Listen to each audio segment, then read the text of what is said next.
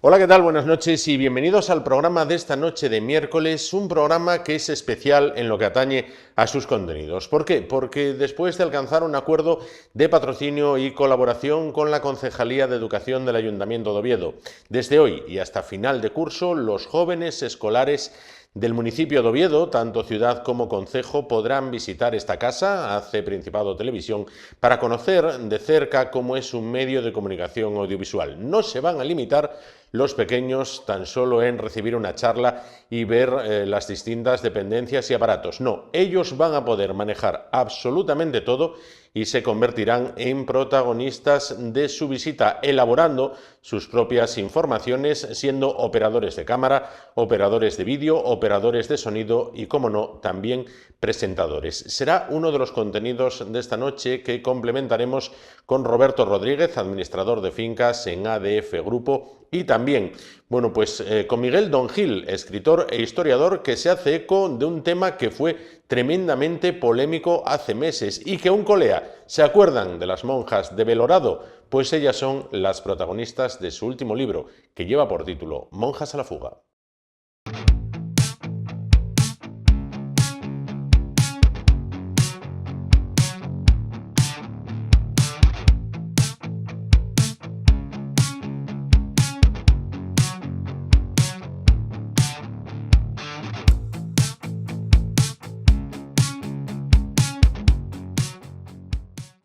La Concejalía de Educación del Ayuntamiento de Oviedo ha alcanzado un acuerdo de colaboración con esta casa. ¿Para qué? Para patrocinar las visitas de los escolares del municipio de Oviedo a esta televisión. Son escolares de quinto y sexto de primaria y también de primero y segundo de educación secundaria obligatoria, primero y segundo de la ESO. De esta forma, desde hoy y hasta final de curso, prácticamente hasta ya por el mes de junio, los escolares de los colegios que han elegido esta actividad podrán visitar ACE Principado Televisión y no solo recibir una charla y ver cómo son los platós y los aparatos con los que funcionamos todos los días, sino que ellos serán los auténticos protagonistas de esta visita, ya que elaborarán aquí, en esta misma mesa, y también en la de deportes, y también en otros lugares, pues elaborarán sus propios contenidos. Unos harán de operadores de cámara, otros de técnicos de realización, otros de técnicos de sonido, otros pues serán redactores por la calle y otros,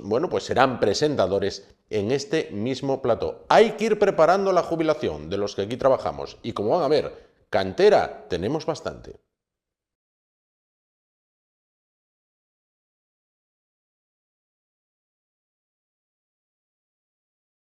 Venga.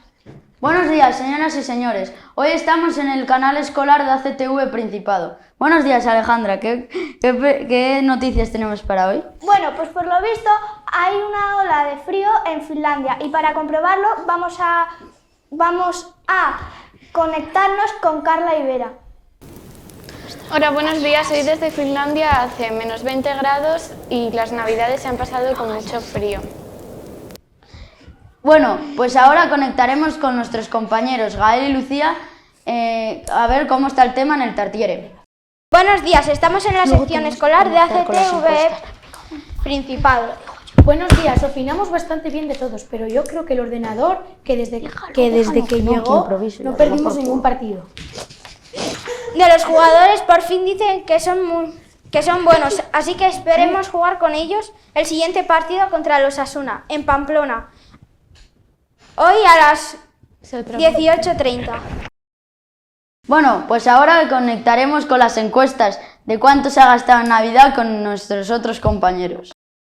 Hola, buenos días. A continuación vamos a ir a preguntar a la gente si se ha gastado mucho en Navidad. ¿Le podría hacer una pregunta sobre cuánto se ha gastado en Navidad? ¿De cuánto nos hemos gastado en Navidad? Sí, se ha gastado mucho en Navidad. Siempre, se gasta mucho en Navidad. Es una época muy divertida y muy alegre y entonces no pensamos en el dinero y gastamos más de la cuenta. Ah, vale, gracias. Sí. No, está llamando por teléfono. Hola, pregunta. Sí, dime. ¿Usted considera que ha gastado mucho en Navidad? No. Ah, vale, muchas gracias. ¿Tienes alguna pregunta más? No, así está bien. Gracias. ¿Gastáis muchos en Navidades? Bueno, son tiempos de fiesta, comidas, familia, ¿no? Sí, pasar mucho tiempo juntos fuera de casa, entonces por lo general sí que se gasta más que en otras épocas. ¿Crees que se gasta mucho dinero en Navidad? ¿La gente o el gobierno? Pues en general, la gente, la familia. A ver, pues más dinero que en otras épocas del año seguro. Hay muchos regalos que comprar. Yo me gasté bastante este año. Sí, muchas gracias. Nada, vosotros. ¿Que se gasta mucho en Navidad? Pues sí, yo creo que se gasta mucho. Para comer, regalos, disfrutar, se gasta mucho. Vale, gracias. Hola, buenos días. Te voy a hacer una pregunta. Sí. ¿Crees que se gasta mucho en Navidad? ¿Mucho en Navidad? ¿Entre las familias o en general? En general. Sí, yo creo que sí. Yo creo que sí, que ahí se fomenta mucho el consumo en Navidad, ya sea por comprar regalos entre nosotros o también las luces de Navidad como gasto energético. Sí, en general yo creo que hay un gasto desmedido. Vale, muchas gracias. Gastan mucho en las épocas estas navideñas. Sí, hombre, gasto un poco más. Bueno, muchísimas gracias. Nada, pues chao. con prisa, pero Vale, da igual. A estas. Tú, quita. ¿Os podemos hacer una pequeña entrevista? Uy, vida. Muy pequeña. Dime, a ver. ¿Gastáis mucho en Navidad? No, No. muy poco. Vale, muchas gracias. A ella. Bueno, ¿gastas mucho en Navidad? Ahora me Algo, tocaría a mí. sí. Vale, muchas gracias. Ahora hago yo otra que hizo el 2, ¿no? Ahora. Buenos días, una pregunta. ¿Tú crees que se suele gastar mucho en Navidad? Depende de las familias, pero mayormente sí, porque son las rebajas, regalos a la familia o a los amigos. Sí. Muchas gracias por tu tiempo. De nada. Buenos días. ¿Te puedo hacer una pregunta? ¿Cuánto crees que se gasta mucho en Navidad? Sí, muchísimo. Mucho para luego quedar en nada. ¿Y tú también gastas mucho? Este año nada. Pero Vale. Gracias por tu atención. Nada. ¿Creéis que se gasta mucho en Navidades? Sí, mucho.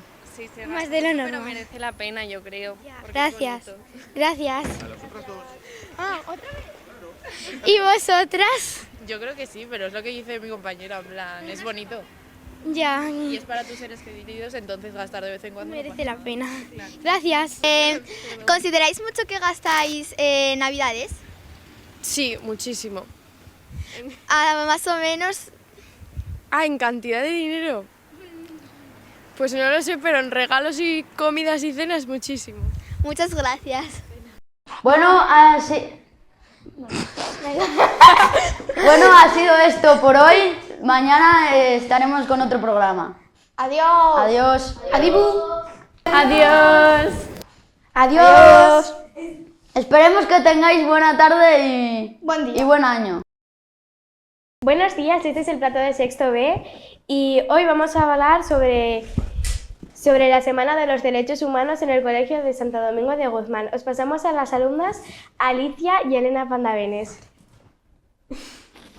¿Qué os ha parecido la Semana de los Derechos Humanos en vuestro colegio? Nos ha parecido muy bien, nos ha gustado mucho y hemos hecho unas manos con diferentes banderas de sitios y signos de la paz. ¿Qué actividades habéis hecho? Hemos dibujado la pizarra llena de cosas de la paz relacionadas con el amor también y nos lo hemos pasado muy bien. Ahora vamos a hablar sobre los deportes. Os pasamos con nuestros compañeros de Albacete. Muy buenos días, hoy estamos aquí en Albacete, vamos a entrevistar a Mastantuono. ¿Qué te ha parecido el partido de hoy? Un partido muy difícil, un partido de segunda y perdimos por poco. ¿Y qué te ha parecido el resultado y que os ganas un equipo de segunda? Un resultado muy engañoso, tenemos un nuevo entrenador y lo tenemos que seguir acostumbrando. Bueno, y por último, la última pregunta, ¿y qué os ha parecido el último entrenador?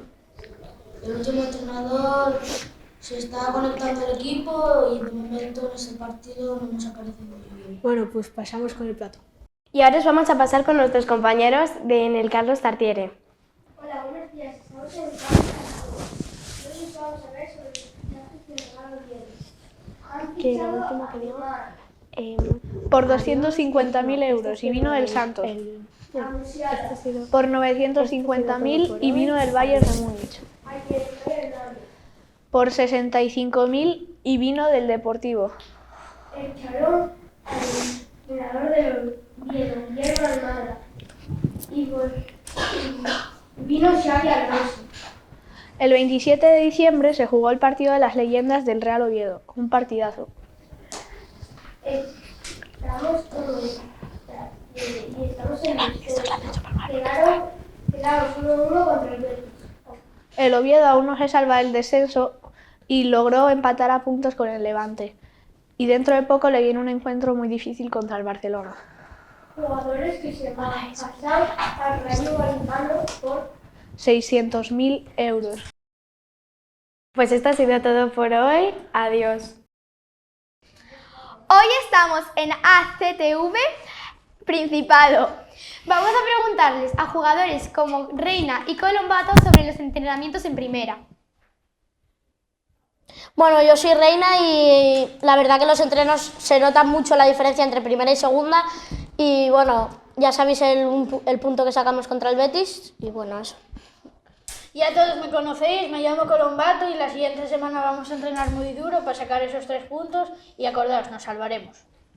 ¿Cómo te llamas? Hola, buenas. Me llamo Jaime. ¿Me la firmáis? Claro, hombre. Aquí tienes. Toma, adiós, Jaime. Bueno, pues, ¿qué os parece, chicas? ¿Cómo se entrenan para subir a primera? Paso por medio. ¿Pero por qué tarda tanto? Sí, la verdad. Sí, es cierto. A mí me parece que se están esforzando mucho y que todavía puede seguir así. Sí. Otro año seguro que aguanta. Seguro. Seguramente se puedan salvar. Se esfuerzan demasiado. Bueno, pues me acaba de llegar una conexión con Finlandia que nos van a decir cómo pasan ahí las navidades, el tema de turistas. Uy, qué frío. Hola, saludos desde Finlandia. Aquí las navidades son siempre iguales, muy frías, temperaturas bajo cero, nevadas muy grandes. También ayudamos a los turistas porque aunque vengan aquí se les olvida poner la cadena de los coches para que no resbalen. Entonces los vecinos ayudamos con las carreteras y hacemos lo que podemos. ¡Ay, madre mía! Bueno, pues gracias por escucharnos y qué frío hay en Finlandia y a Oviedo muchas gracias. Entramos en anuncios, así que adiós. Gracias por escucharnos. Adiós.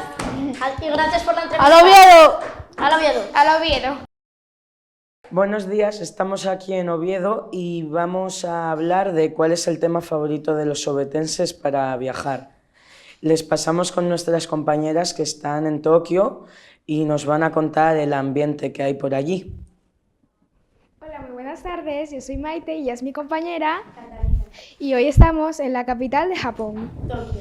Es un lugar muy lindo en cultura, muy rico en comida y también muy bueno en vegetación. También es uno de los destinos favoritos de los ovetenses. Bueno, pues le quiero preguntar aquí a mis compañeros que cuál es el lugar favorito que les gustaría viajar. Yo a Roma. Vale, ¿tú?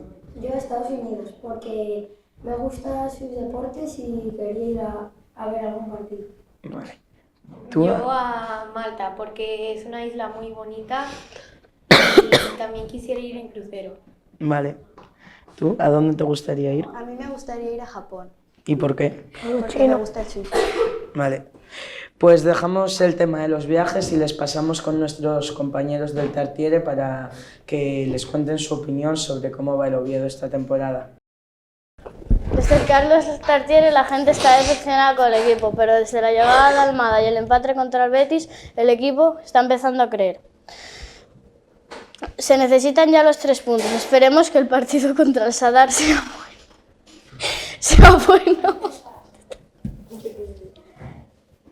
La afición ha hecho cánticos contra la directiva y pretendemos que eso no vaya mucho más.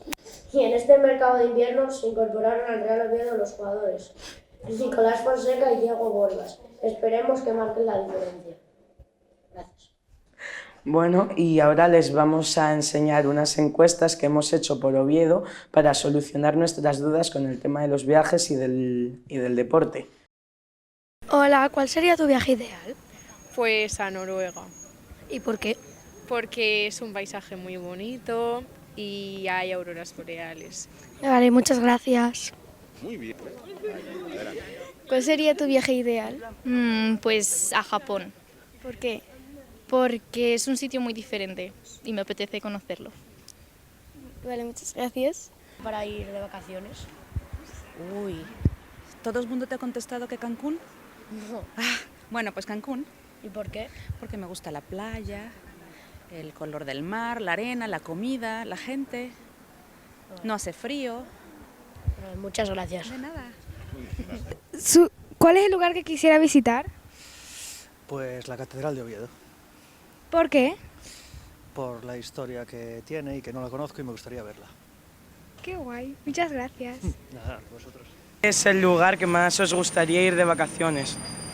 Reino Unido, ¿Y por qué os gustaría ir a Reino Unido? porque me interesa ver el país o algún que otro pueblo. Vale, muchas gracias. ¿Tu viaje soñado? Pues a Japón. ¿Por qué? Porque me llama mucho la cultura y la forma en la que viven. Muchas gracias, adiós. Hola, buenas, ¿te podríamos hacer una pregunta? Sí. ¿Cuál es tu lugar soñado para ir de vacaciones? Pues yo creo que Australia, me parece muy guay. ¿Por qué? Porque me gusta mucho todo lo de los animales y ahí el paisaje y la playa, muy guay. Muchas gracias. ¿Y para irte de vacaciones? La montaña. ¿Por qué? Bueno, porque yo soy de montaña, de un pueblo de Orense y pues me gusta mucho ir. Muchas gracias. Hola. ¿Cuál es el lugar al que te gustaría ir de vacaciones? Pues me gustaría ir a la playa porque, bueno, soy venezolana y, no sé, desde pequeña siempre me ha gustado mucho el mar. Vale, gracias. ¿Cuál sería tu lugar ideal para ir de vacaciones? A Tailandia. ¿Te parece bien? Sí. ¿Y por qué, Estefan? ¿Por qué? Pues porque hay muchos animales salvajes y el clima es muy apetecible, la playa. Vale, gracias. Perdón, ¿nos podemos hacer una pregunta? Sí. Hola, ¿cuál sería tu viaje ideal? Mi viaje ideal, pues por toda Europa probablemente. ¿Por qué? Porque de los pocos sitios que he estado me ha encantado. Vale, muchas gracias. ¿Creéis que se va a quedar en primera o va a bajar? Probablemente baje. Probablemente, no, seguramente baje. En mi opinión. Nada, hombre. ¿Tú qué opinas del Oviedo? Que probablemente va a bajar. Muchas gracias por su... Una pregunta. ¿Tú crees que el Oviedo va a bajar o se va a mantener? Yo creo que hay que tener esperanza en que se mantenga. Vale, muchas gracias. Hola, buenas. ¿Te puedo hacer una pregunta? O dos. ¿Crees que el Oviedo se va a quedar en primera o va a descender? Yo soy del Sporting, entonces ojalá se quede en primera, pero lo veo muy difícil. Gracias. A ti. Gracias. Una pregunta. ¿Crees que el Oviedo va a descender?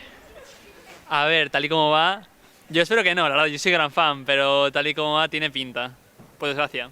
Vale, muchas gracias por contestarnos. Gracias por su... Hola, una pregunta. ¿Qué cree? ¿Cree que el Oviedo va a bajar o va a subir? Hombre, es que yo soy de Gijón. El Oviedo se va para abajo. De vuelta a segunda. Y nosotros del Sporting para arriba. ¿A ascender? No. O sea, vamos a bajar a segunda de cabeza. Vale, muchas gracias. Nada. ¿Tiene una pregunta? Un examen, o sea que no estamos para preguntas y cosas, pero bueno. ¿Cómo que? ¿Crees que el Oviedo va a seguir en primera? Me vais a preguntar a mí que sé de fútbol nada. Yo sé menos, así que... Lo sentimos. A ver, esperemos que sí, que remonte, ¿no? Queda temporada por delante. Espera, que te lo repito otra vez, pero tienes que acercarle el micro. Vale. Claro, es que si no nos escucha. Es eso, a la que sabe. Ya. ¿Crees que el Oviedo va a quedarse en primera? Hombre, pues esperemos que sí, ¿no? Queda bastante temporada por delante y hay que confiar. Todavía se puede remontar. Vale, muchas gracias. Es del Oviedo. Muy difícil, a ver. ¿Tú crees que el Oviedo va a ascender? Sinceramente, sí, hombre, sí, esperemos que sí. Esperemos. No, no muerden, no hacen nada. Gracias. Perdona, ¿le podemos hacer una pregunta? No soy de aquí, o sea...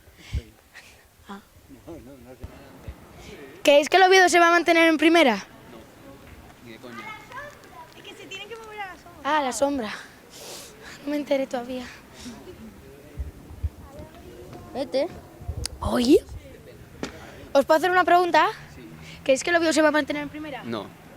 No tiene ningún rendimiento ahora mismo, no, está fatal. Bueno, gracias.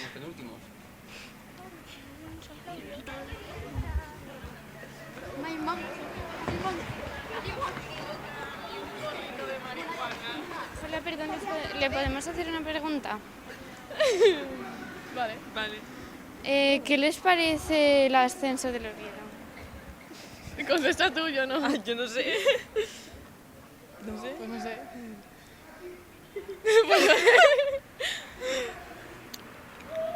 Pues nada. Nada. Sí, no sé. Vale. Pregunta. Vale. ¿Crees que el Oviedo se va a mantener en primera? Ay, hija, ni idea. Yo no sigo el fútbol para nada. No, Ojalá que sí, pero yo no sigo el fútbol, la verdad. No, ninguna afición al fútbol. Vale, gracias. ¿Qué piensas sobre el ascenso del Oviedo?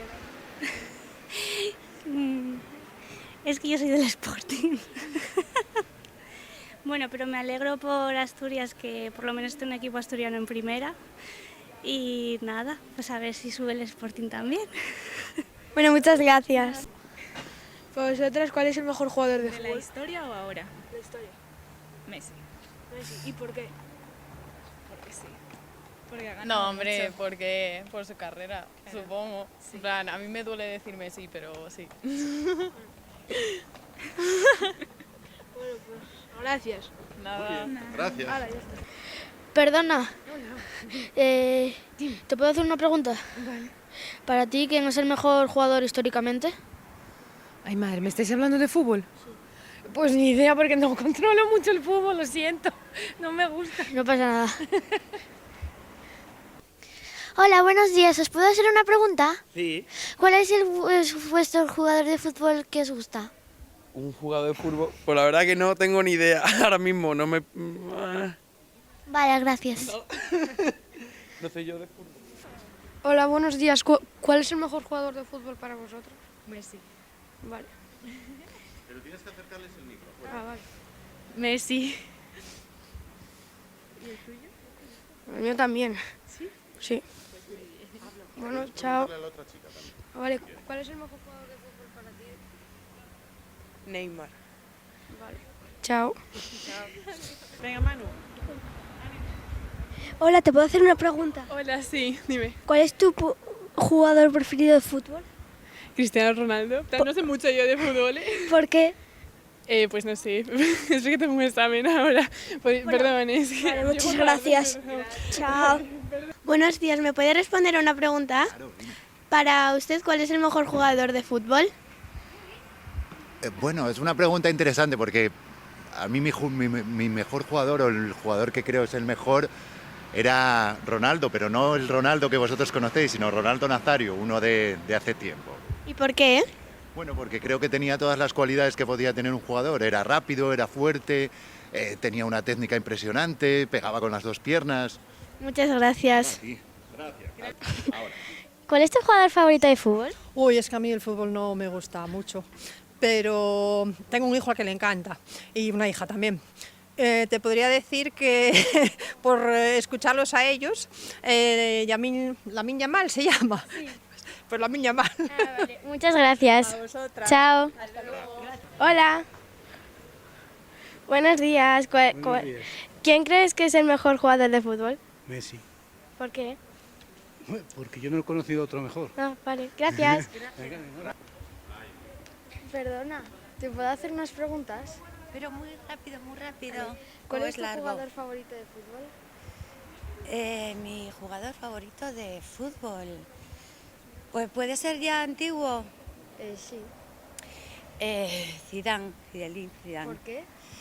Pues porque tenía clase, no necesitaba correr, podía colocar el balón donde quería y tenía visión. Vale. Vale. Muchas gracias. Nada. Buen día. Hemos acabado el programa. Muchas gracias por escucharnos. Adiós. Chao. Chao. Chao. Adiós.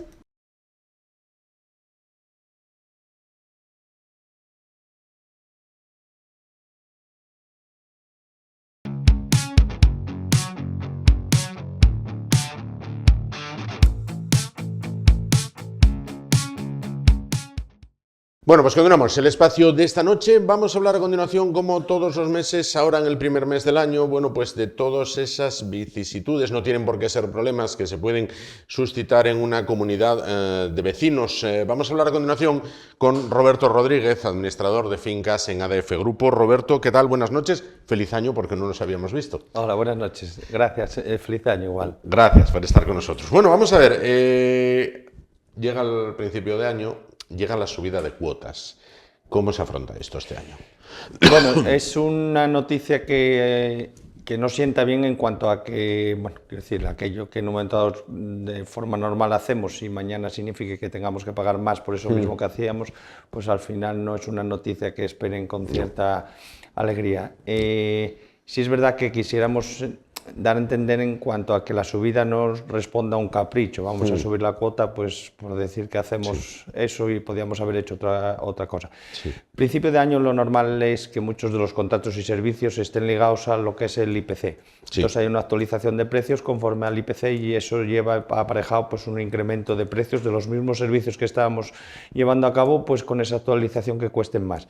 Esto sumado pues a todos los gastos que la comunidad tiene que atender, da lugar pues a que el gasto que tengamos que afrontar pues va a ser más elevado que el anterior, dando lugar a que las cuotas, que es la herramienta que tenemos para que la comunidad tenga ingresos y atienda los gastos, pues indudablemente tenga que subir. Entonces, normalmente a principios de año sí hay una subida, intentamos revisar contratos, intentamos ver de qué manera pues esa subida la amortiguamos o alguna revisión de contrato, alguna negociación, pero hay contratos que se nos escapan pues en cuanto a la capacidad de hacer, llámese suministros, llámese otras cuestiones, que estamos ligados a un contrato y una serie de condiciones, ya un marco ya un poco más amplio en el que tenemos poca capacidad. Pero bueno, la idea es revisar todos los gastos, aquel en el momento dado que podamos atender, intentar aminorarlo o reducirlo lo más posible.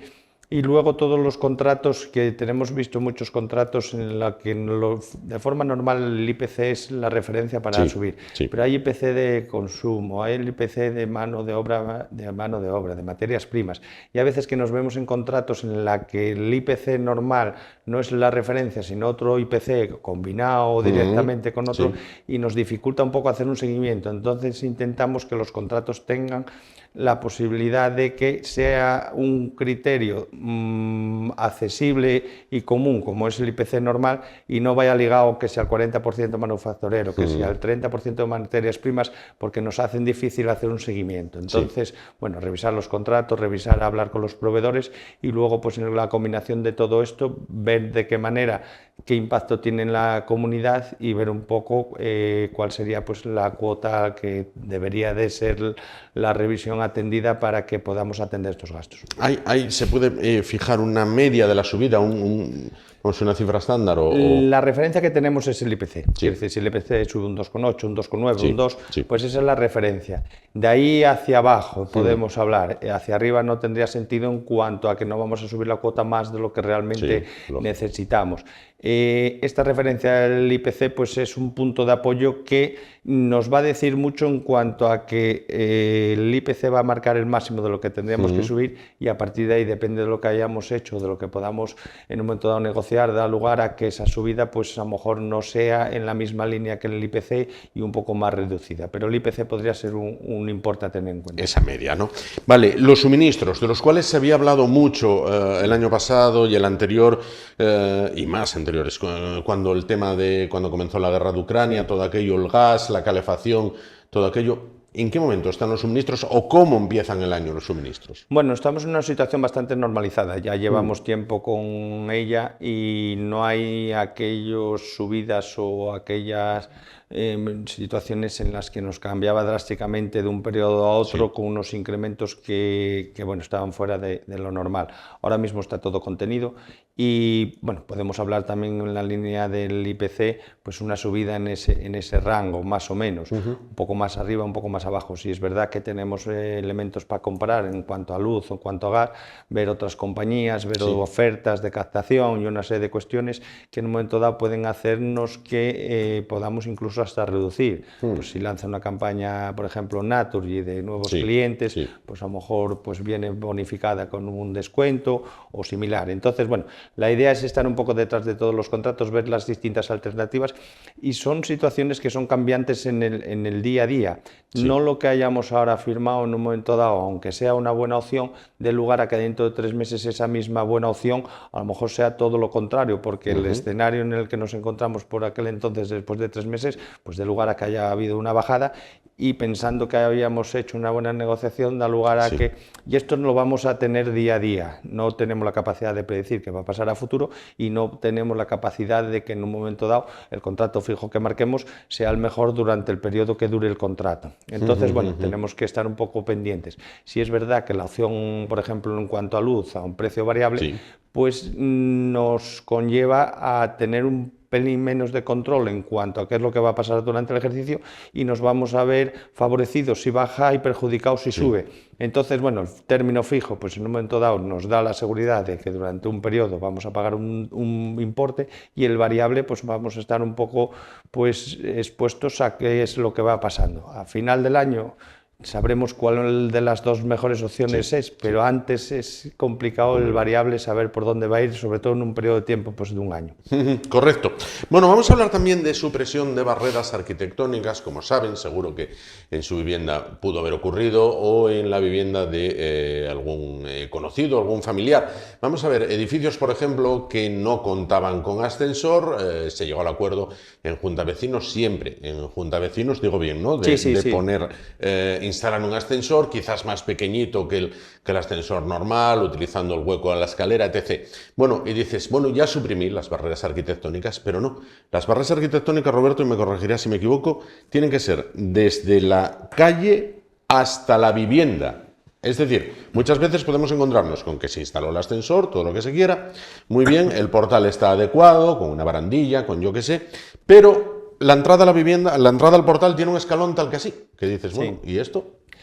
En ese caso no estaremos suprimiendo las barreras arquitectónicas. Sí que hemos dado un paso en cuanto a si bajamos el ascensor a cota cero, pero al final no hemos completado toda la supresión de barreras arquitectónicas, como antes bien decías. Al final se trata desde el acceso desde la calle o cualquier otro lugar similar hasta la vivienda, que no exista ningún tipo de impedimento para aquellas personas con movilidad reducida que se vean impedidos a la hora de acceder a su vivienda.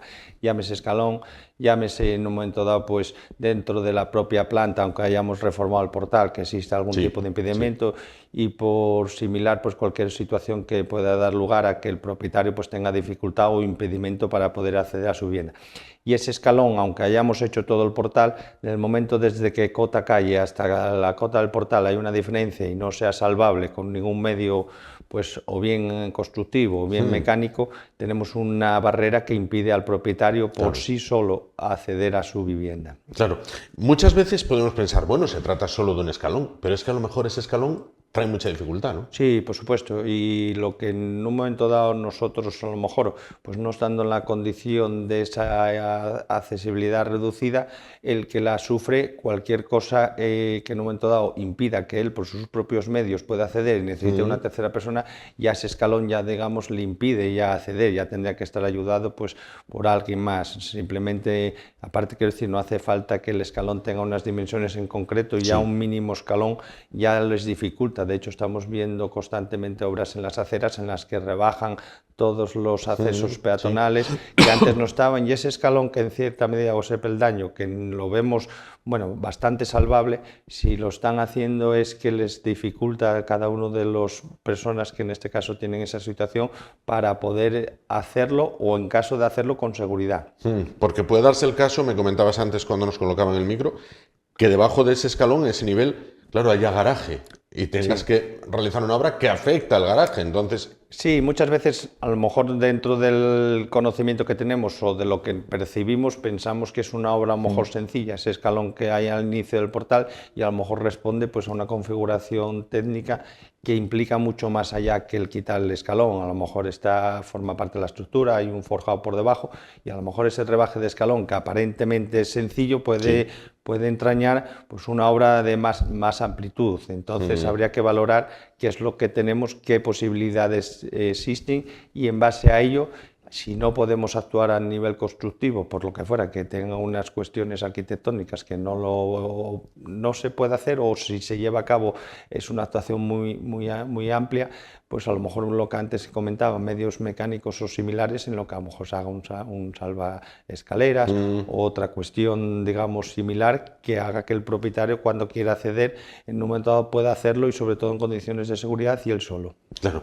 Bueno, pongámonos en otra tesitura, vamos a cambiar totalmente de tema. Vamos a imaginarnos una comunidad de vecinos que tiene un local comercial libre abajo, en nivel calle, ¿no? Bien, ese local puede ser ocupado por cualquier tipo de negocio o hay que pedir algún tipo de permiso a la comunidad. Quiero decir, imaginémonos que dicen, bueno, pues van a instalar, no lo sé, una ferretería, ¿vale? Perfecto, no hay ningún problema. Pero imaginémonos que van a instalar un local de ocio nocturno. Bien, dices, bueno, esto ya me puede entrañar alguna otra dificultad. ¿Se puede instalar libremente o hay que llegar al acuerdo con la comunidad? Bueno, hay que mirar previamente la situación de la comunidad, del local, los estatutos, las normas que existen al respecto, y luego no podemos dejar de lado la normativa que el ayuntamiento, la comunidad autónoma o el gobierno de España en el desarrollo de esa actividad pues tenga algo que decir. En primera instancia, por supuesto, el ayuntamiento de donde está el local y ya escalando hacia arriba pues las autoridades que correspondan, pues en este caso la comunidad autónoma y el gobierno de España. Las normas estatutarias y el régimen comunitario es un punto en el que sería primera parada y habría que ver qué se puede y qué no se puede. Muchas veces los estatutos impiden llevar a cabo determinadas actividades. Correcto. Sin ir a ocio nocturno en un momento dado, que a lo mejor es una situación en la que está claro que va a significar pues, un descontento a nivel comunitario. Un bar, por ejemplo, mismamente sin que se dedique al ocio nocturno, con una salida de humos, pues ya implica pues una dificultad a salvar si el propietario del local en la escritura no tiene habilitada una salida de humos y así sucesivamente. Entonces habría que ver cuál es el negocio, habría que ver qué posibilidades contempla la escritura de obra nueva de división horizontal en su régimen estatutario, habría que ver si hay algún acuerdo previo que también en cierta medida condicione el desarrollo de esa actividad o no, y luego ya tendríamos que ir a lo que marca la normativa ya del ayuntamiento donde se desarrolla la actividad y algún otro ente a nivel de más escalable que sea el Gobierno del Principado de Asturias o Gobierno de España de esa actividad en concreto. Pero bueno, tendremos que primero revisar un poco todo y luego ver en el escenario en el que encontramos qué tenemos y qué no tenemos. Claro. Bueno, venimos, más preguntas. Venimos de tiempo navideño, donde bueno, ha habido mayor consumo de comida, de bebida, de regalos, de juguetes, se ha almacenado más cartón, se ha almacenado más vidrio, se ha almacenado, bueno, pues muchísimas más cosas, ¿no? Entonces, llega el momento en que dices, oye, necesitaba más cubos porque bajo y aquello está todo lleno y tal. ¿A quién tiene que dirigirse el vecino? Vecino, como dicen los jóvenes, random, vecino anónimo, no presidente de la comunidad, un vecino, el que vive en el cuarto C, por ejemplo, para pedir más cubos. Bueno, los cubos, antes de ir hacia la pregunta, que sí quisiera matizar una cuestión, que es que la obligación de los cubos, de poner los cubos, es de la comunidad en su conjunto, y aquí en el Ayuntamiento de Oviedo existe esa particularidad que en otros ayuntamientos y en otras zonas no existe, donde se han eliminado contenedores de uso permanente por esos cubos que la comunidad tiene que sacar después de una hora que marca la ordenanza y estar retirados antes de otra hora, por la mañana. Estos cubos responden, digamos, a una normalización que la empresa de colocación, en base al número de viviendas, pues estipula unos números en base a lo que ellos están viendo en otras comunidades y cuál es la media. Esto es una referencia, pero a partir de ahí la comunidad puede contratar cuantos cubos quiera. Lo que sí indica el ayuntamiento es que toda la basura que saque la comunidad tiene que estar depositada en cubos, no puede haber basura fuera de los cubos y derivados. Normalmente esto responde a un acuerdo de junta de propietarios en la que se ha acordado pues un número de cubos o eso que marca la empresa que los sirve, pues una ratificación de lo mismo. Cualquier variación tendría que pasar por junta. Y podría en un momento dado anticiparse a lo que es la celebración de la Junta y contratar un cubo más o dos si hay un consenso, digamos, bastante amplio de los propietarios y esa necesidad, y luego en la Junta decir que se ha tomado esa decisión, contando con la Junta Rectora, con el presidente, a expensas de ser ratificado por la Junta de Propietarios. Entonces ningún propietario puede tomar la decisión de decir voy a llamar a la empresa de cubos y voy a decir que ponga un cubo más. Lo suyo es escalarlo, digamos, a Junta Rectora. Si hay un apoyo de más propietarios, está claro que el problema es claro y manifiesto, ya no es una cuestión ya particular de alguien y que el resto no lo secunde, y luego pues Junta de Propietarios. Pero cuidado con estas decisiones a nivel individual y sin contar con un consenso de los demás, que no existe legitimidad para tomarlas. Claro. Te he querido entender entonces que si aplicamos la norma al pie de la letra, bajamos la basura, por ejemplo, los cubos están llenos, ¿tendríamos que dar la vuelta para casa con la bolsa, no dejarla allí al pie del cubo? Efectivamente, no podríamos depositar la basura fuera de los cubos y mostraría una carencia clara de que el número de cubos es insuficiente. Nos pasan muchos días de la semana, sobre todo los lunes, que se acumula la basura que no hubo el domingo, y son cuestiones que sí nos pasan, pero si eso es más allá de que alguien pueda bajar y no depositar la basura, sea para muchos propietarios, pues está claro que hay una carencia de número de cubos. Lo que sí nos dicen las empresas de cubos de basura, que ellos no pueden poner un cubo más o un cubo menos, un día sí, un día no, aquel jueves te pongo más. Ellos responden a una normalización en la que esa contratación de cubos sea permanente y no de forma puntual. Entonces, si nosotros tenemos la carencia el lunes, no podríamos contratar un cubo solo para los lunes, un cubo más. Tendríamos que hacerlo ya extensible para el resto de los días. Pero bueno, la propia comunidad en el desarrollo de su día a día tiene que valorar si esos cubos son suficientes o no, y al final si ven que hay carencia, pues da lugar a que se puedan contratar más cubos, porque no existe algo que lo impida, solamente la intención de la comunidad, la posibilidad del proveedor, y en base a eso pues acordar ya el momento en el que se lleva a cabo y con el consiguiente incremento de precio, porque no mantendrían el mismo precio. Significaría un trabajo extra que bueno, lleva implícito un coste. Entiendo que tan falta es dejar la bolsa en el suelo porque no había sitio en los cubos, como esas pirámides de equilibrio que se forman con, bueno, hay una bolsa, pongo la mía que va arrimada a la del otro y tal. O sea, lo que rebasa el cubo ya no, ¿no? Sí, el llenado lo marca la altura del cubo. Sí es verdad que si pones una bolsa encima de una vez de que esté llenado, pues está ahí, se mantiene. No existe tampoco un control tan exhaustivo en el que ese sobrepaso de la cantidad del cubo, que en un momento dado significa una bolsa más, pues dé lugar a la sanción. Es decir, no estamos en ese nivel. Pero bueno, todo aquello que no pueda estar dentro del cubo o que el cubo no lo pueda soportar ya daría lugar a que no la podríamos dejar en el cubo, no la podemos dejar en el suelo, y a partir de ahí pues haría falta ya contratar más cubos. Vale, y si se hacen las cosas mal, aparece un papelito en el cristal de la puerta del portal que te pone a esto se ha hecho mal, ha sido sancionado. ¿En qué se traduce esa sanción? Hablo, por ejemplo, a nivel Oviedo, se traduce que el ayuntamiento pues, puede emprender acciones por el incumplimiento en este caso, de la ordenanza, y daría lugar a sanción. Desde aquí quiero decir, sí que hago mención a esa pegatina a la que apuntas, que el pegamento que tiene, en el momento que el aviso nos lo ponen para quitar el pegamento, no es la primera vez que la empresa limpieza o le cuesta o lo tiene que hacer, digamos, de forma aparte, porque aparte de pegar, no sé si contiene mucho pegamento, la pegan con tan fuerza que quitando y retirando el papel queda la marca pegamento, y luego tenemos, y si esto nos lo hacen en una pared que no sea a lo mejor una piedra de mármol o sea un espejo, implica que se nos daña la pared. Entonces, bueno, no sé si nos estará viendo alguien del ayuntamiento, que la notificación bienvenida sea si es que realmente pues, hay un hecho que así lo justifica, pero a la hora de avisarnos, pues bueno, si pueden tener un poco más de cuidado pues, en esa pegatina donde la ponen o cómo la ponen, pues bueno, nos harían un favor en cuanto a que no generaríamos un daño a la comunidad. Vale, un pues trabajo nada, extra. Rebajes el pegamento, por favor, de la pegatina, en este caso, que luego cuesta Dios y ayuda poder quitarla. Bueno, vamos a ver, un tema que entrañaría muchísima profundidad, pero vamos a tocarlo. Tema viviendas vacías. Vamos a ver, determinadas formaciones dicen que hay un stock de viviendas vacías en las ciudades muy elevado, que se deberían de poner al servicio de alquiler para que todo el mundo pueda disfrutar de una vivienda. ¿Constatáis que hay tanta vivienda vacía, por una parte, y luego por otra, que la vivienda esté vacía no exime al propietario de sus obligaciones con la comunidad, ¿no? No, efectivamente, el propietario es responsable de la vivienda, la use o no la use, y con ello pues todo lo que lleve consigo pues el propio mantenimiento de la vivienda y las cargas y obligaciones que tenga al respecto.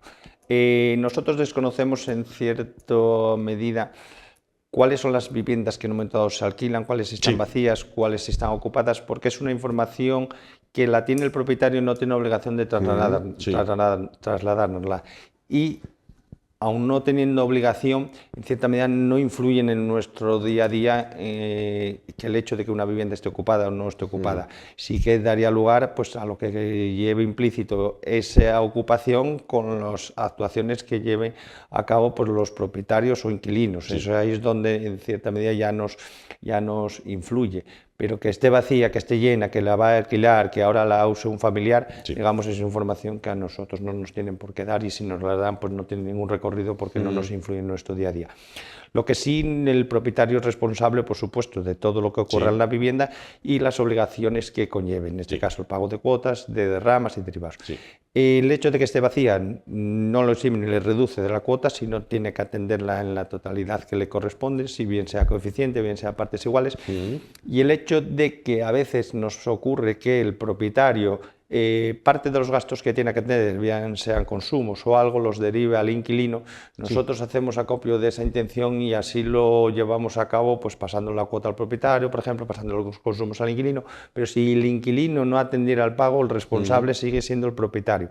En cuanto a que nosotros facilitamos, digamos, ese día a día, pero esa responsabilidad es del propietario, que luego podría repetir contra el inquilino. Si nosotros mañana nos viene el recibo devuelto de consumos, se lo comunicamos al inquilino, no lo atiende, y el propietario, por ende, se lo decimos, si no lo atiende excusándose en que lo tiene el inquilino, no le eximiría. Entonces, el propietario al final es el responsable final, sea de esta cuestión, como si el inquilino hace ruidos molestos y pese a haberlo advertido varias veces, es responsable subsidiario también el propietario. No es la primera sentencia que le priva de alquiler a un propietario por, bueno, es una cadena de actuaciones que al final estoy resumiendo muy mucho, pero porque el inquilino llevaba a cabo prácticas que no estaban permitidas, y pese a la reiteración y aviso de que no siguieran con esas prácticas, en el hecho de mantenerse y no atender las mismas, dio lugar a la prohibición del propietario de que alquilara. Entonces, bueno, el propietario es responsable en todo lo que pase en la vivienda. Lógico. Bueno, finalmente quería preguntarte por el mantenimiento preventivo en las comunidades. Quiero decir, esto es como mantener, imaginémonos un coche, mantener a punto el vehículo por lo que pueda surgir en la carretera, mantener a punto la comunidad por lo que pueda pasar a lo largo del año, ¿no? Sí, es una cuestión fundamental que nosotros en cierta medida trasladamos, pero no tiene mucha acogida en cuanto a que siempre se dilata o ya lo haremos, pero como que no hay un resultado inmediato de no llevarlo a cabo, al día siguiente va a pasar algo. Sí es verdad que a lo largo del tiempo todo eso que hagamos a nivel preventivo va a dar lugar a un alargamiento de la vida útil de los elementos o a que aquel problema que en un momento dado pueda surgir, pues lo evitemos con ese mantenimiento preventivo. Es fundamental llevarlo a cabo y tener conciencia de que el edificio hay zonas en las que llevan especialmente cuidado o revisión, y esto con una regularidad, no cuando se llegue el problema, sino antes. De hecho, si miramos la escritura del edificio y todas las normas que nos manda el constructor, nos asombraríamos de las frecuencias con las que hay que hacer muchas de las cosas que en la práctica al final nos están llevando a cabo a rajatabla. Hablan de mensualmente pues de revisar todos los sumideros, las zonas de los canalones cada mes. Es una frecuencia, puede ser excesiva, pero realmente de llevarla a cabo nos traería consigo más beneficio que perjuicio. No me meto en el tema económico, que es donde en un momento dado nos frena al llevar a cabo pues esas actuaciones. Pero bueno, entre lo poco y lo mucho está claro que algo hay que hacer y de forma regular y periódica, porque al final conseguimos abaratar los gastos que en un momento dado pueden dar lugar a una reparación urgente y luego alargar vida útil de ciertos elementos que el hecho de hacer una revisión y mantenimiento pues dé lugar a que funcione en mejores condiciones y que en un momento dado pues dure más. Y no aplicar esa costumbre tan española de acordarse de Santa Bárbara solamente cuando truena. Vale, más vale prevenir en este caso. Bueno, vamos a ver, pregunta que tiene que ver con vosotros de cara a 2026. ¿Vais a poner en marcha nuevos servicios? Sí, vamos a reforzar los ya existentes y vamos a implementar otros adicionales. Sobre los ya existentes, pues queremos hacer especialmente hincapié en que las cuentas e informes mensuales estén accesibles a todos los propietarios, intentar y llegar a contabilizar día a día todo lo que tenga que ver con movimientos bancarios y por ende la contabilización y presentación de facturas para que el propietario cuando acceda a la aplicación tenga una información real de lo que está pasando ya en tiempo real, no en tiempo, digamos, de meses anteriores o derivados. Ese es uno de los refuerzos que nos planteamos en el 2026 y que con lo que ya estábamos haciendo, vamos a llegar a ello sin lugar a duda. Claro. Y luego vamos a implementar otra serie de servicios adicionales a los que ya prestábamos de administración de fincas, que al final hacen que el propietario pueda tener más opciones a la hora de llevar a cabo aquello que tenga que ver con la finca, como puede ser gestión de alquileres, compra y venta de viviendas a nivel de inmobiliaria, correduría de seguros para que la comunidad pueda valorar pues, ciertas opciones en cuanto al seguro de la propia comunidad o de las viviendas particulares, y certificados digitales y otra serie de cuestiones que son, la idea es presentar un valor añadido a todo lo que en un momento dado se podría hacer y contar con la opción de que seríamos una posibilidad más sin que esto quite de que las otras asociaciones del mercado participen pues a la hora de elegir el propietario aquella que no consideren pues que haya más opciones y con eso pues se elija la mejor. Claro, está claro. Pues Roberto, creo que hemos iniciado el año pegando un repaso más o menos a todo.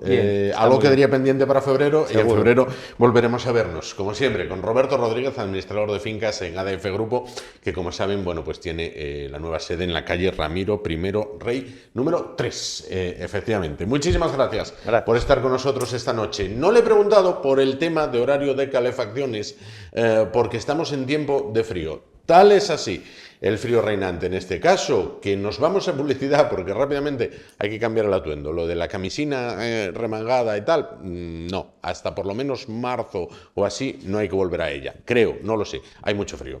Cambiamos en un momento, estamos de vuelta.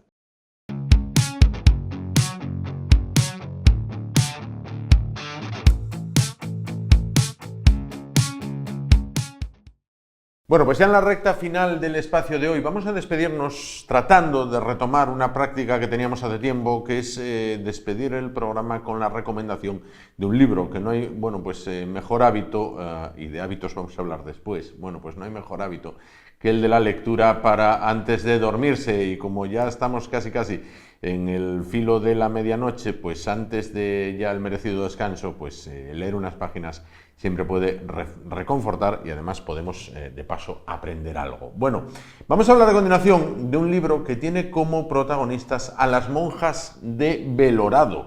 Quizás ustedes las recuerden, aquellas monjas que saltaron a la actualidad en los telediarios, pues porque se rebelaron, por decirlo de alguna manera, contra su arzobispo. Entre medias estaba la propiedad del monasterio, bueno, muchas cosas, las cuales hablaremos ahora. Después algunas de ellas vinieron para Asturias, pusieron en marcha un restaurante que ha cerrado sus puertas hace muy poquito, no sé si para siempre o momentáneamente, por la retirada de la cocinera. Bueno, unas monjas de película en este caso. Quien ha seguido los avatares de todas ellas desde el minuto 1, hasta el minuto actual. Es nuestro invitado, al cual les presentamos y saludamos, Miguel Don Gil. ¿Qué tal? Buenas noches. Bueno, buenas noches, pero yo creo que esta historia, más que dormir, despierta. Despierta, yo creo que sí, pero bueno, para antes de ir al descanso, ¿no?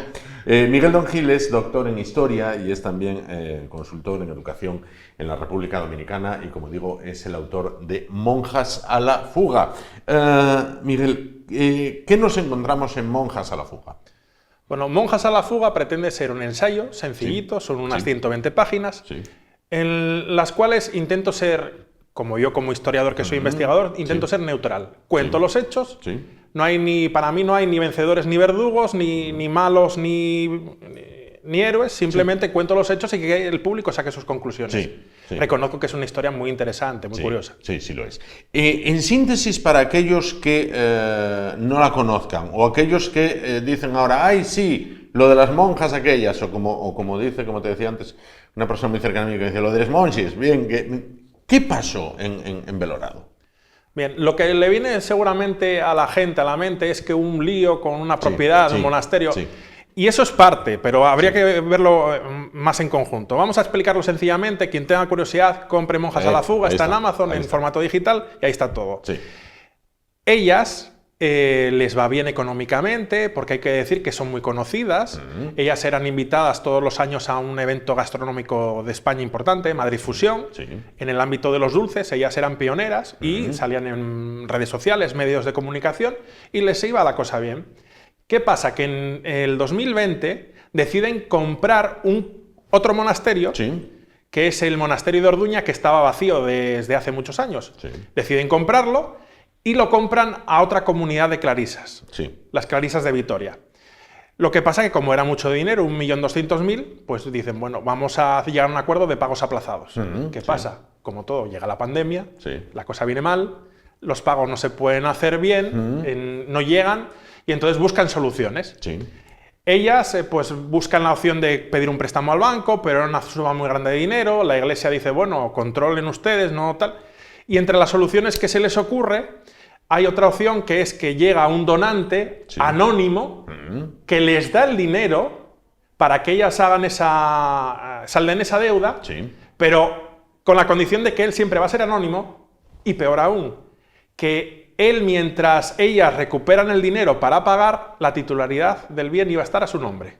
Del anónimo. Del anónimo. Claro, y la Iglesia Católica dice, bueno, aquí no. Claro, ellas interpretan, y esto es cierto, las órdenes monásticas, las comunidades, tienen la propiedad de sus bienes. Es decir, tú no vas al registro de la propiedad y la titularidad del monasterio son las clarisas. Cierto. Pero la Iglesia supervisa. Entonces, cuando hay cosas que son anómalas, la Iglesia puede decir, no, usted no puede hacer eso. No es que sean los bienes vamos a decir, no es que ellas no tengan los bienes, sino que ellas tienen que tomar decisiones correctas. Entonces, en este contexto, que es raro, de tensión, pues ellas sacan un manifiesto público, que como son muy mediáticas, sale enseguida en los medios, un manifiesto en mayo de 2024, por el cual indican que es un manifiesto de 70 páginas, donde indican que desde el Concilio Vaticano II todos los papas que ha habido son ilegítimos. La sede de Pedro está vacante y ellas se salen de la Iglesia, la Iglesia conciliar que ellas llaman. Claro, aquí ya tenemos un lío de tipo económico, pero ahora viene un lío espiritual. La Iglesia enseguida sale en esta cuestión, y en esa parte espiritual fue muy rápida. Les pide que se vengan otra vez a la posición inicial, que se retracten, pero como ellas no se retractan, pues a las semanas, en junio de 2024, son excomulgadas. Bueno, pues aquí podría haber acabado la historia, pero no, porque ellas entienden que si ellas son la comunidad de clarisas de Belorado, aunque ellas se vayan de la Iglesia, ellas se van de la Iglesia con los bienes. Con sus propiedades. Y entonces la Iglesia dice, no, si ustedes ya no son clarisas, esos bienes son de la orden de las clarisas. Y aquí viene el conflicto legal. ¿Por qué se ha alargado tanto en el tiempo? A día de hoy siguen en esas comunidades. Bueno, porque hay una cuestión. Las leyes en España sabemos que son muy proclives a la defensa de las personas, velar por los derechos de las personas que ocupan. Entonces, ellas ahora mismo están en un proceso de desahucio y de ocupación. Ellas son ocupas de sus propios monasterios. Madre mía. ¿Cuántas son? Por resumir, eran 16. Pero hay un grupo que son ancianas, 5, que esa la Iglesia Católica no las excomulga. Correcto. ¿Cuántas se rebelan? ¿Todas? Las que se rebelan, a ver, las que se rebelan en teoría son 10 más otras 5 que son de las ancianas. Sí. La Iglesia entiende que las ancianas, porque estamos hablando de muy ancianas, que van de 80 años a 100 años, entienden que aunque sin teoría forman parte de la decisión, que ellas no están bien informadas o pueden estar condicionadas. Entonces, dicen que esas son la verdadera comunidad. No las excomulgan. Las otras 10. ¿Qué pasa? Que por el camino, ya llevamos más de año y medio, es mucho tiempo. Pues, ¿qué ha pasado? Pues que, por diversas cuestiones, pues alguna ha ido cayendo por el camino. Entonces, actualmente quedan 7. Claro. La última salida, que ha sido hace pocos días, ha sido la hermana Sor Miriam, que era la encargada de la cocina de Arriondas, del restaurante que abrieron para tener fondos, y al irse pues han tenido que cerrar. Claro.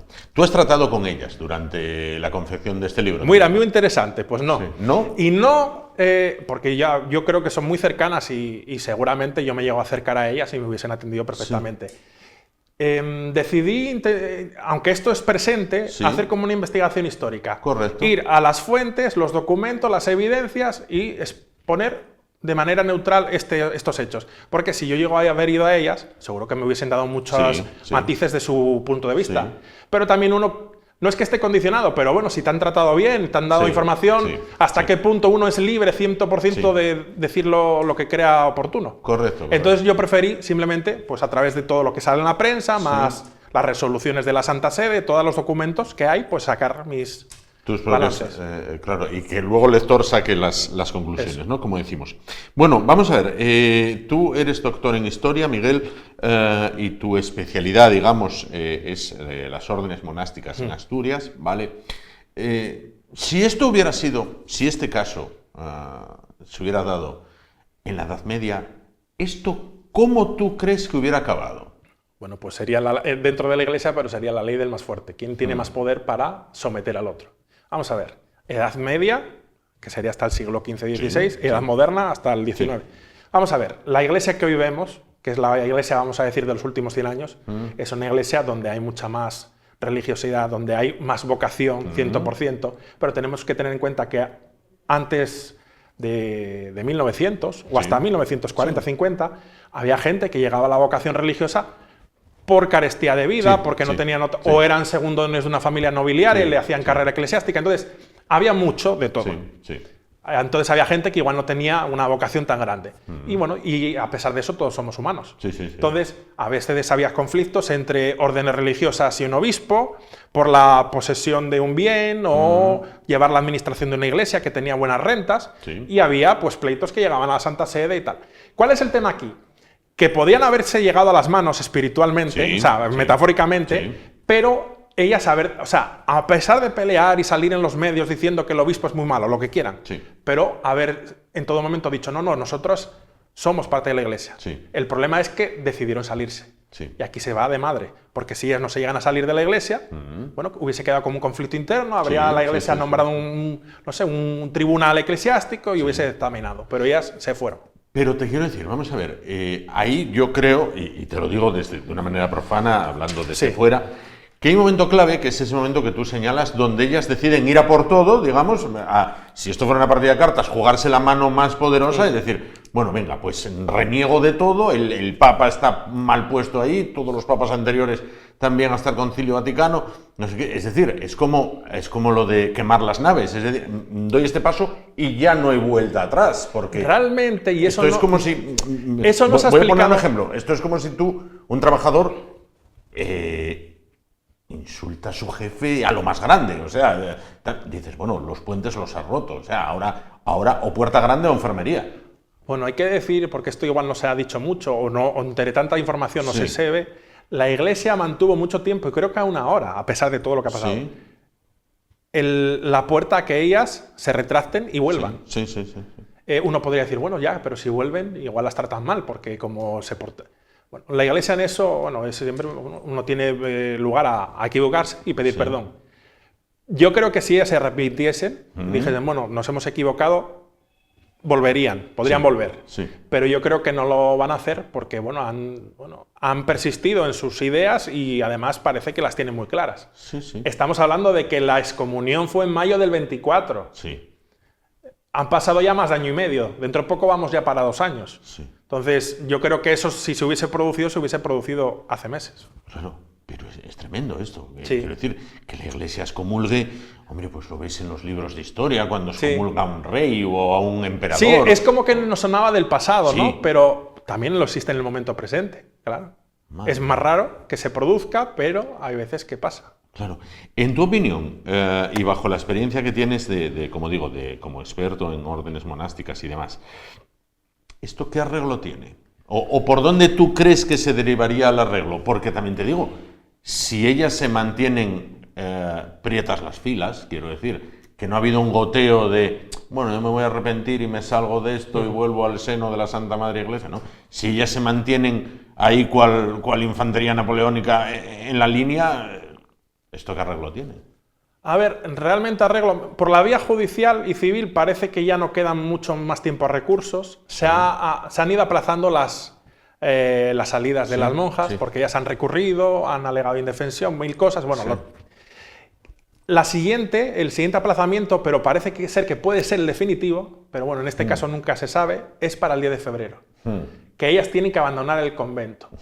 Pero no sabemos si pueden recurrir de alguna forma y poder alargar un poco más. Entonces, si ya se agota la vía judicial y llega un momento en que la justicia entiende que ya se han agotado todos los plazos y tiempos y ya no hay lugar a recurso, pues iría a la Guardia Civil, entiendo, fuerzas y cuerpos de seguridad del Estado y la sacarían. Como unos ocupas. Sí. ¿Y eso se podría ver en televisión? Pues también. También, claro. Y esa es la situación. Entonces, mi idea, que cuando me han entrevistado ya en alguna otra ocasión, yo decía, bueno, como el centro de Arriondas, el restaurante, va bien, y eso era, que eso la gente no lo recuerda, era hotel-restaurante, es decir, tiene habitaciones. Entonces yo dije, bueno, pues mira, a una mala pueden ir todas allí.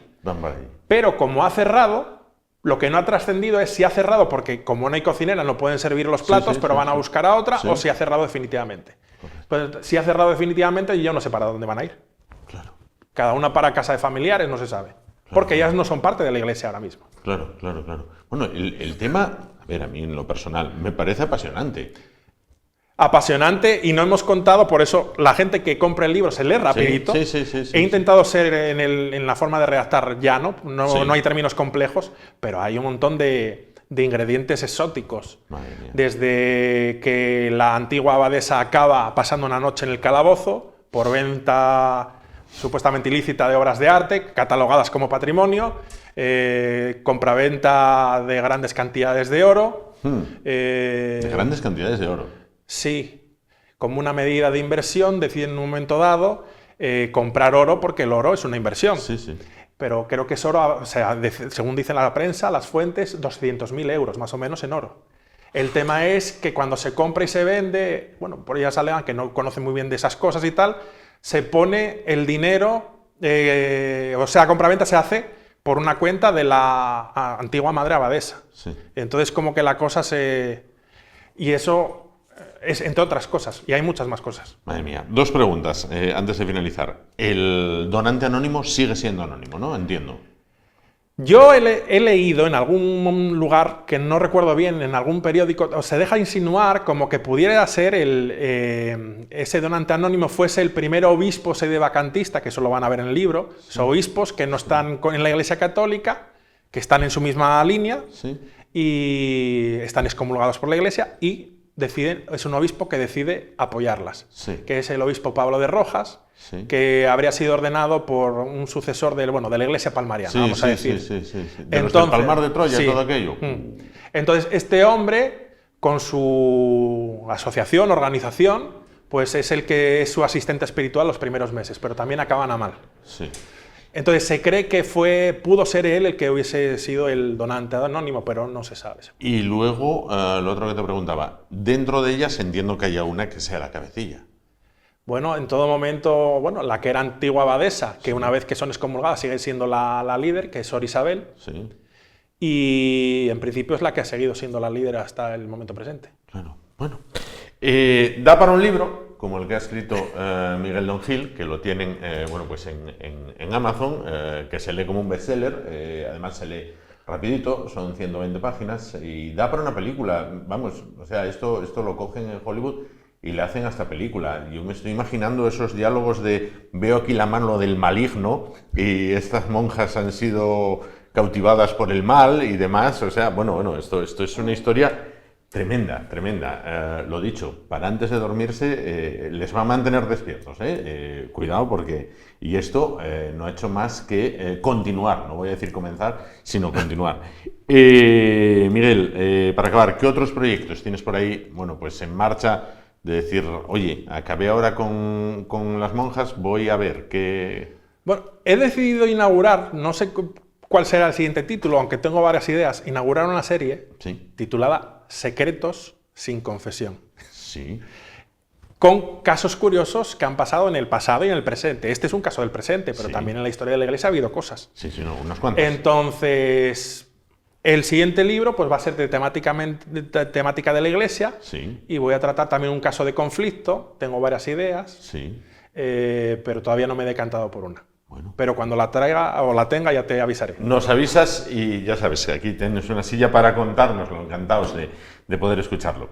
Muchísimas gracias, Miguel, por estar con nosotros. Un placer. Gracias. Como gracias también les damos a ustedes por acompañarnos una noche más. Gracias por su atención. Volvemos mañana, ya lo saben. Ánimo y adelante. Ahora a leer un poquito y a dormir. Buenas noches.